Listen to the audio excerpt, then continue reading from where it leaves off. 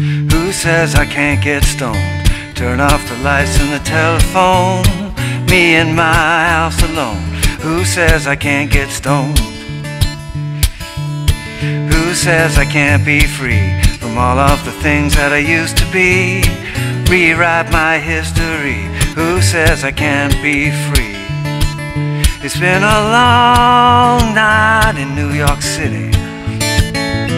It's been a long night in Baton Rouge. I don't remember you looking any better, but then again I don't remember you. Who says I can't get stoned? Call up a girl that I used to know. Fake love for an hour or so. Who says I can't get stoned? Who says I can't take time? Meet all the girls in the county line. Wait on fate to send a sign. Who says I can't take time? It's been a long night in New York City. It's been a long night in Austin too. I don't remember you looking any better, but then again I don't remember you.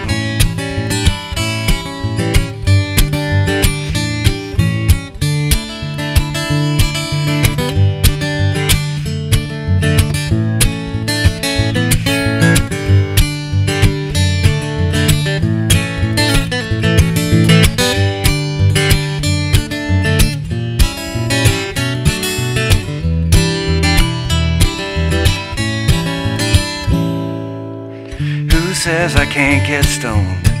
Plan a trip to Japan alone. Doesn't matter if I even go. Who says I can't get stoned?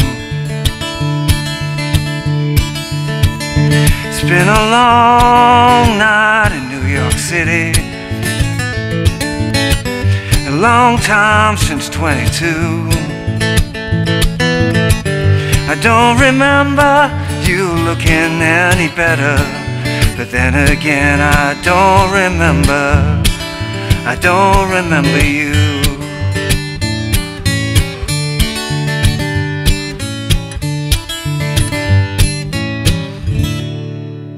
Hey, how you doing? Justin here. Today we are checking out Who Says by John Mayer, another one of his great acoustic songs with the kind of percussive thumb hit. If you've had a go at Stop This Train before, then you'll probably find this technique fairly simple. It's a bit easier than it is in that tune. Chords are a lot less demanding as well. It's a lot more relaxed feeling to it. It's a really nice, it's basically about that. The chords are relatively simple. There's a few little twiddly bits in there to pay attention to, but it's mostly going to be about getting the thumb, getting the percussive hit. He's pretty much using thumb and first finger, it would appear, from watching a few videos of the way he's doing it. So it's possible to use other fingers as well. If you wanted to do that, it's worth exploring. But I do think there's a lot of benefit to learning this kind of technique with just thumb and first finger. It's not uncommon. A lot of great guitar players play it that way, and it does kind of take...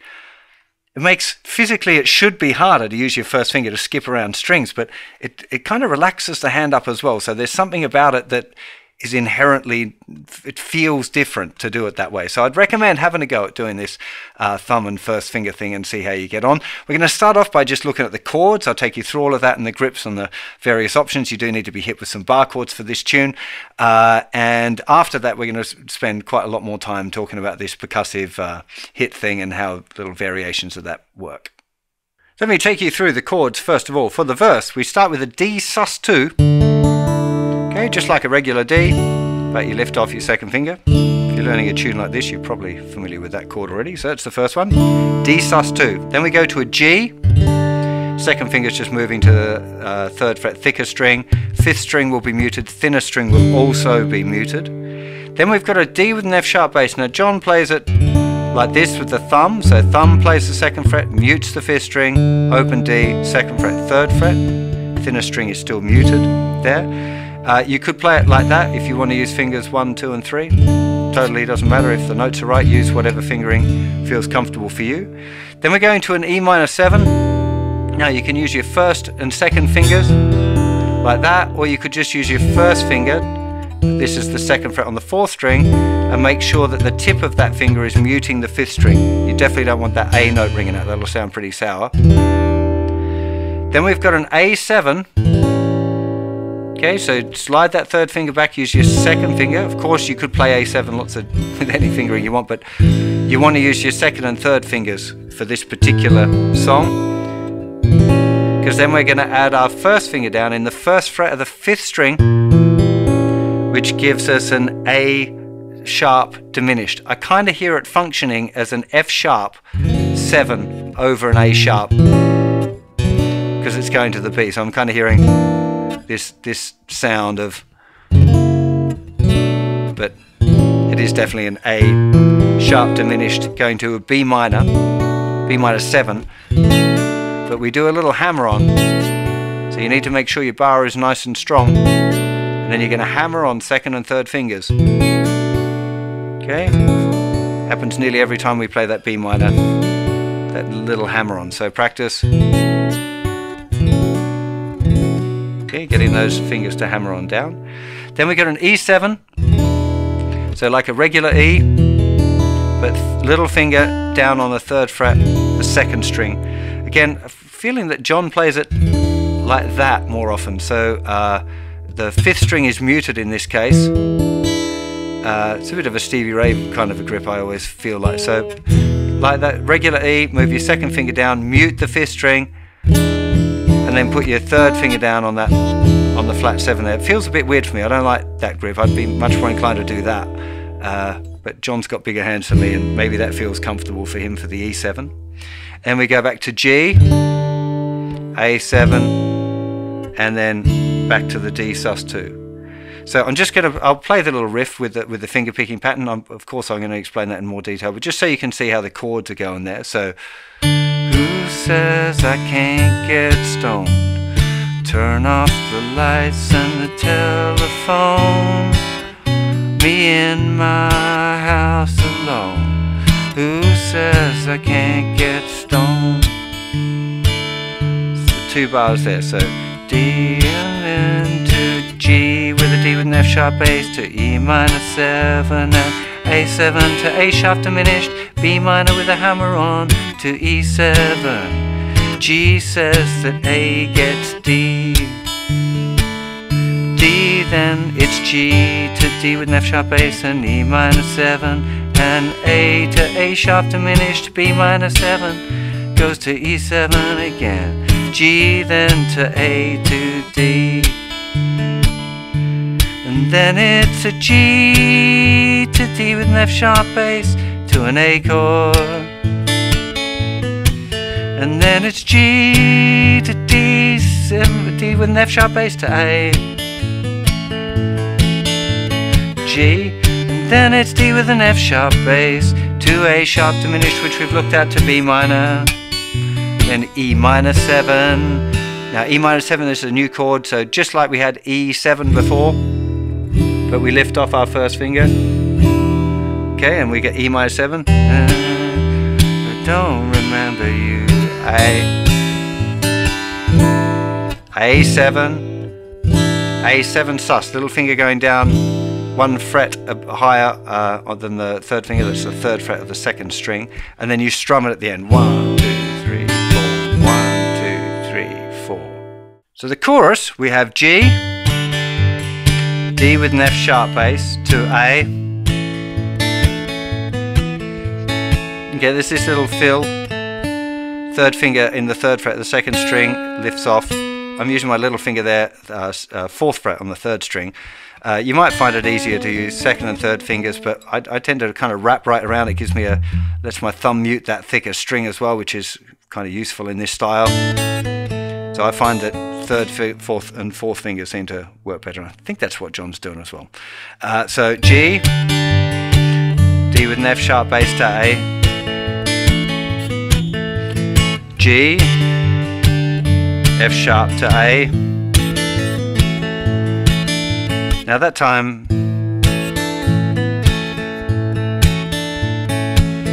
once we get the more of the picking, you'll see how that ties together. So we will revisit this.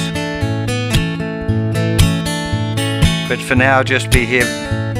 It's pick, flick, 3 to 2, 4 to 2.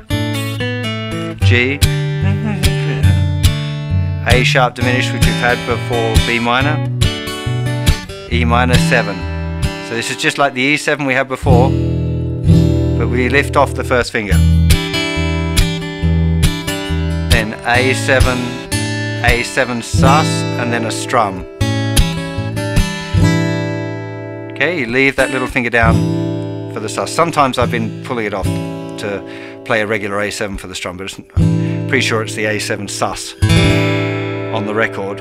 The only other progressions are for the instrumental section and for the outro. The instrumental section, which is after the second chorus, we have this bit. It goes immediately after the A7 sus. I don't remember you bit. It goes back to G, then back to A, and then 2 bars of D, and then it plays a chorus progression. So the G, D with an F sharp bass, A with the little lick there, G, D with an F sharp, A with a little lick, G, D with an F sharp bass, A sharp diminished, B minor, E minor, and then the A sus, and then the little strum, and then we're back into the last verse, where there's only one verse that time. Also worth noting, if you want to play along, that after that last verse, it stays on the D for an extra couple of bars there before it goes into the final chorus. After the chorus, it goes again back to the G, and then the A sus to the D, and then there's a few little variations where he's just playing D for a bar, and then G and A for half a bar each. Finishes on a D major chord rather than a D sus 2 chord. And there are a couple of little embellishments there along the way. Probably worth noting that it's very rare for him to play this exactly the same way. So I would encourage you to learn it's kind of as close as you can, but don't be afraid to make it your own. And I wouldn't get too bogged down in the minutiae here about exactly what strings are being played when and how. Because it's much more about getting the feeling of it good and feeling in the pocket, feeling the groove correctly, trying to work on that percussive hit maybe, and not making it too loud. Sometimes I hear people playing it's like a rock snare drum with this really big hit in it, and it is a little bit more subtle than that, I think.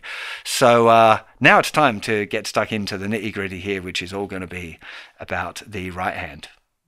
Who says I can't get stoned? Turn off the lights and the telephone. Me in my house alone. Who says I can't get stoned? Okay, this is where it gets fun. We got this kind of slap there with the thumb on 2 and 4. Sometimes I use a bit more on my hand as well. John seems to just use his thumb, very much just touching on the strings to get that hit on. I think that it can be useful. I feel it a little bit more with my whole hand to make sure I get a bit of a better click on there, but that's a big part of the game here. So we're going to start by playing the bass note, which is the note D, and we're going to play the second string with our first finger as well. Now then there's a hit on 2, but the first finger also does like a little down flick. 1, 2, 2. So it's going, first finger's kind of flicking out like that at the same time as the hit. 1, 2, 1, 2. Worth practicing that. 1, 2, 1.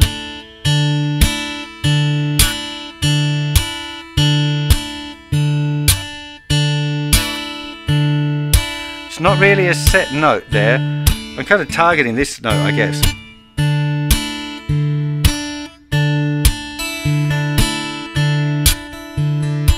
And then 1, 2, and first finger is then playing the thinner string. 2 and 3 and 4. 1, 2 and 3. 1, 2 and 3.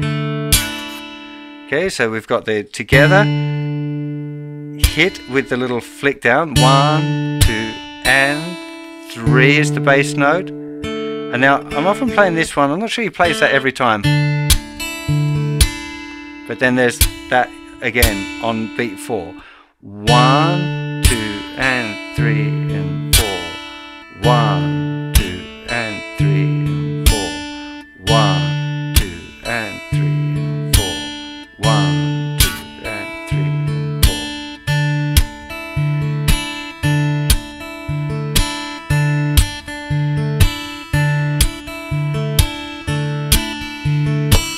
So that wants to be something that you work on just before you even think of going anywhere else.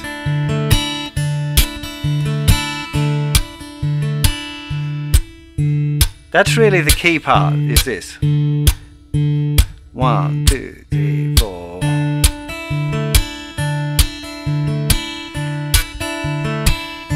first finger can do all sorts of things and will, the way it's picking. But that's the key thing. If you keep that going, if the rest goes a little bit wonky, it's not going to matter. I definitely recommend you spend a bit of time working on this.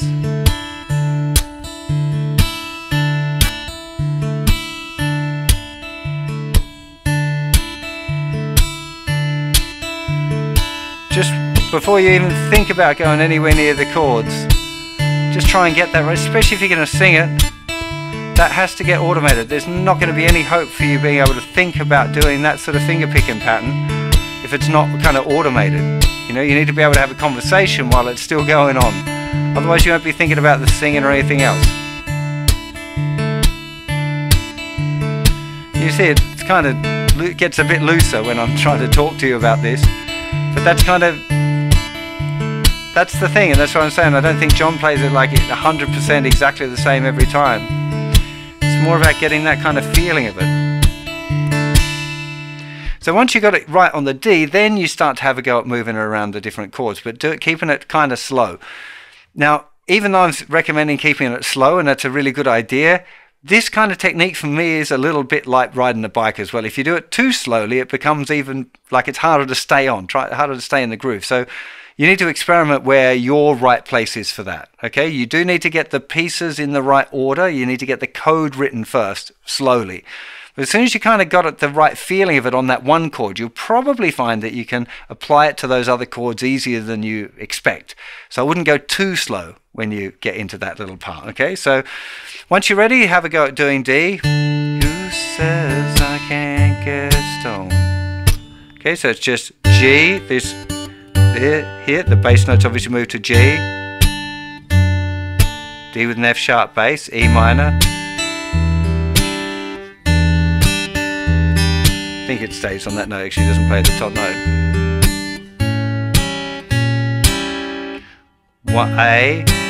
A sharp, and then again we've got the little flicky chord thing.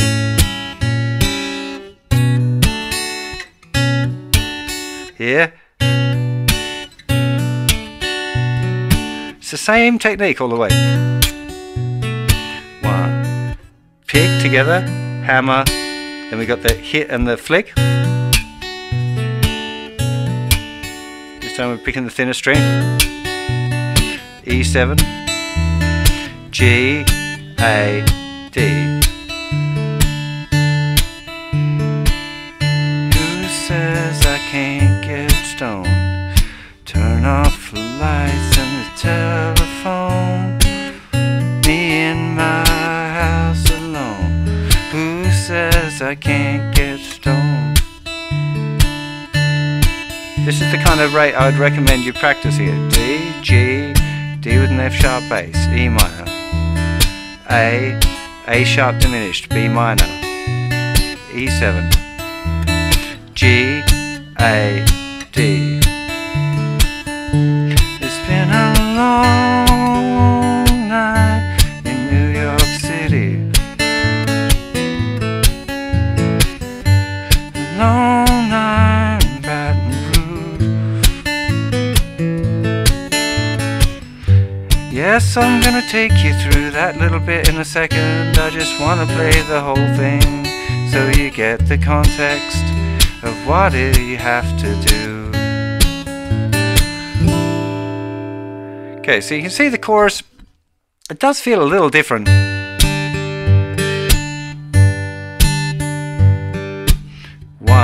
2, and 3, and 4. 1, 2, and 3, and 4.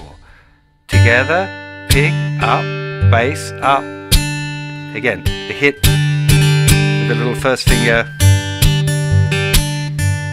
I don't know if this is called claw hammer or not. I've got a feeling that doing this kind of bass note thing and the hitting down with the first finger might be called claw hammer. Martin Knopfler does a bit of that as well. But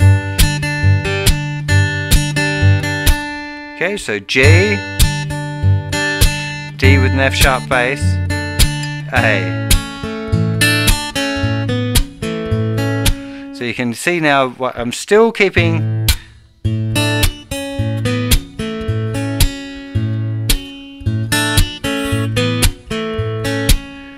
Okay, that's the first one. 1, 2, 3 and 4 and 1 and 2 and 3 and 4. 1, 2, 3 and 4 and 1 and 2 and 3. I'm kind of trying to keep it a bit straight. The actual thing, there'll be other notes.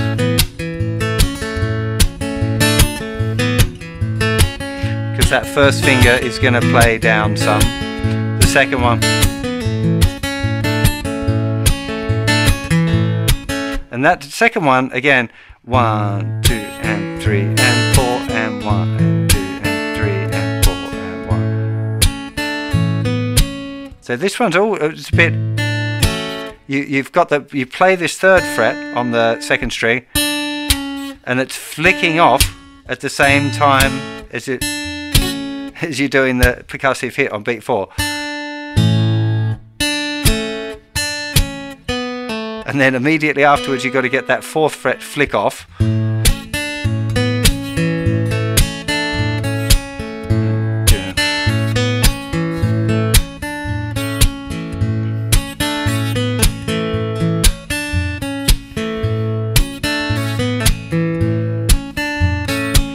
But one of those things with this technique, I'd really encourage you to be experimenting with what you play.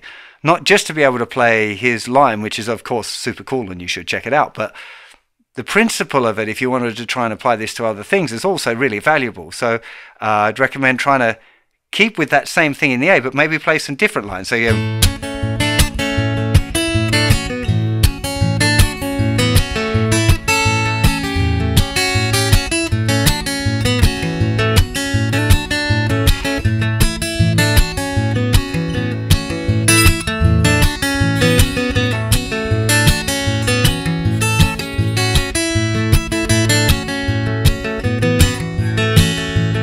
get the idea. Now, so while of course learning John's specific parts is a really good idea, I think there's a lot of benefit to learning to improvise within an idea, because in the heat of the moment when you plan, if things go a bit wrong, it can be easy to fall off the skateboard and kind of lose your groove. Whereas if you've practiced doing things that are a little different, if you accidentally do something different, even if you didn't intend on, it doesn't freak you out so bad, so you'd be able to stay in the pocket and keep playing the tune.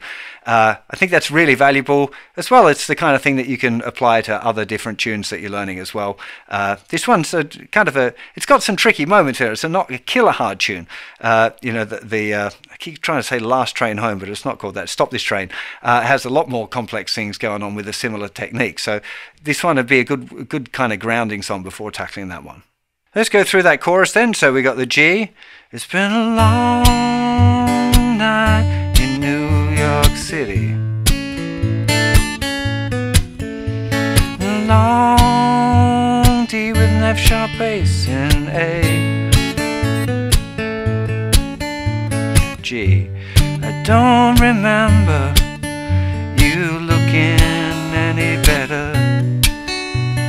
Then again I don't remember you. Okay, so just you same pattern, and then you just strum on the 1 there.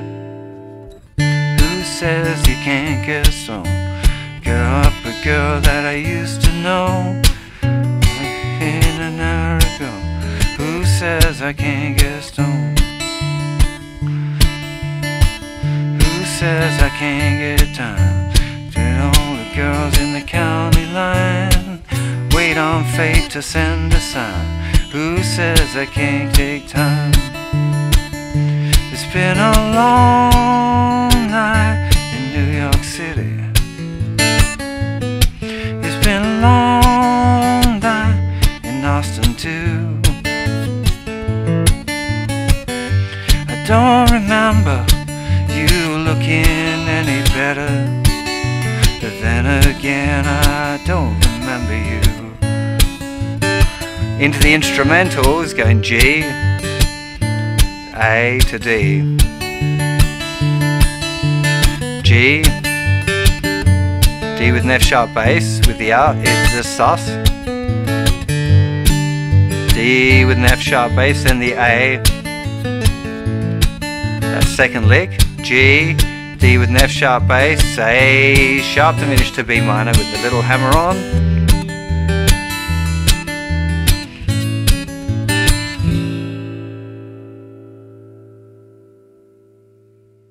I really hope that was enough to get you started on this tune. It is likely to take some practice. Any of these sort of songs where there's a very specific technique involved, you're probably going to have to practice it. I did. The song came on one of my playlists yesterday over lunch. I was like, man, I got to learn this tune. So I came down to the studio, figured out how to play it, then did some research, watched John do it, realized it was just thumb and first finger, had to kind of relearn chunks of it. But it was really good for me. Like, the practicing of the technique is a valuable thing that I'll be able to apply to lots of other songs, as you will be able to as well. I think it's important to realize that there's lots of different approaches to these techniques. So like that thumb hit, John Mayer does a very specific, just his thumb movement. If you watch some videos, which I definitely recommend you doing if you want to get into kind of proper geeky techniqueville. But he's got a very much a thumb motion, whereas I tend to use my whole hand. And that's okay. I don't think that you need to necessarily copy someone exactly. I think it's worth having a go at doing it his way, watching a few videos and seeing if you can figure out what the comfortable one is for you. So the fact that I don't do it exactly the same as John Mayer, I don't think it really matters. And it doesn't matter which one you choose, as long as you get the groove and the pocket and all of that sort of stuff is far more important than the technical means that you use to achieve a sound, I think. So I would encourage you to experiment and see which is the one that feels good for you. Is it just the thumb? Or is it the whole hand? How does it work? How does it feel when you're playing it?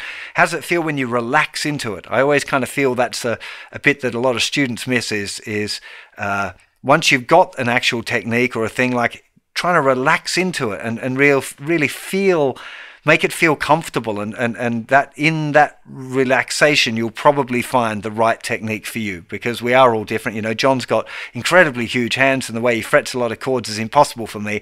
I like to try and learn his techniques because I think there's value in doing that, but at the end of the day I'm going to resort to the things that feel comfortable for me, and I think that's important for you to find the things that feel comfortable for you when you're playing a tune like this, because it's a relaxed tune.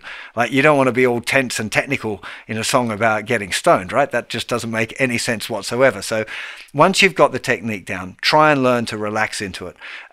Really hope you enjoy this one. Let me know in the comments what other John Mayer tunes you'd like me to hit on. Yeah, I've been on a bit of a John Mayer binge just lately, so I think I need to do a few more. Let me know which ones you'd like me to do in the comments. As usual, there's going to be a tab over on the website, so go and check that out as well. There'll be a link in the description. Loads more John Mayer over on the site. I'm a big fan. If you haven't seen it, it's one of my Vultures lesson. I'm surprised not more people have got into that. Even we got a backing track for it and everything, so you can play along with the original recording. I've got a couple of my mates, John and Dave, to make a backing track with me. I think we got it pretty close. It might be worth going to check it out if you're a fan of John Mayer. Yeah, hope you enjoyed this one. I'll see you for plenty more very soon. You'll take care of yourselves. Bye-bye. I don't remember you looking any better. And then again, I don't remember you. Try to sing, Ziggs.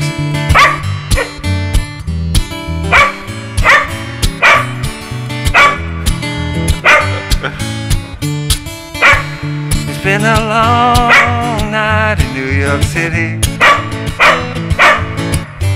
Long night in Baton Rouge. Come here. You remember you looking any better. Come on, Ziggy, come here. And I don't remember you.